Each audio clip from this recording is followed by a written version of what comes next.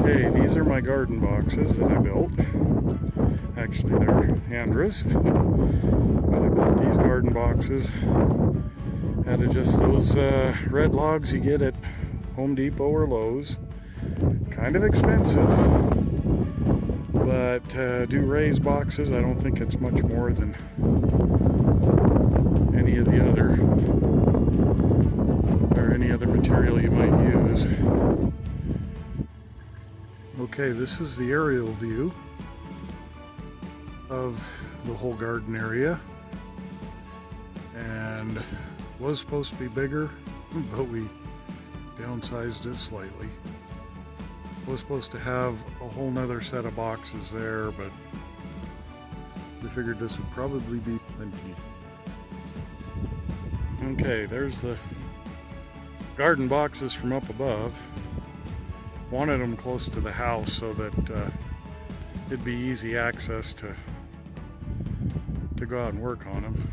Okay, for dimensions, the whole area is 44 feet long on the long ends and 36 feet wide on the short ends.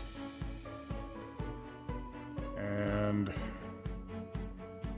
the corner boxes, it's a 12-foot box on the lower side, 8-foot box on the upper side, and it's the mirror image on the other side.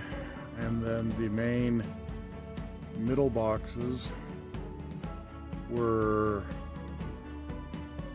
I think it ended up being a little more than 12, but the design was supposed to be 12 foot for that middle box, the higher middle box, and 8 foot on either side. And that way it filled up the area pretty completely. 4-foot walkways all the way around and all through the middle, roughly. Some of them not exactly, but these we've been using for probably, I think this is the third or fourth season that we've been growing stuff in on these two. And it's just taken a while to build these other ones. But it's kind of been a process. But each one, well, the big ones here in the middle, they used a lot more of the wood. But back when I built these, first two original, they were about $500 worth of that timber. Well, I think it was $500 for both of them, timber-wise. And that was back when they were like $2.99 a board.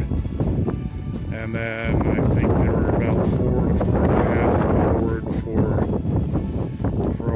when I built these. And so, but they have a pretty good look. I like the way they came out.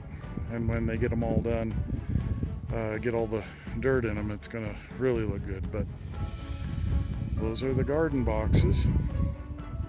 Put rebar, see if I can get a good close-up. Rebar in the corners, and then I use some 12-inch giant spikes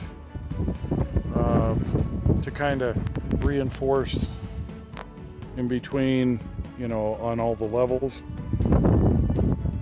all the way around, and where they're spliced, they're kind of reinforced with the spikes, and they go down about to that level there.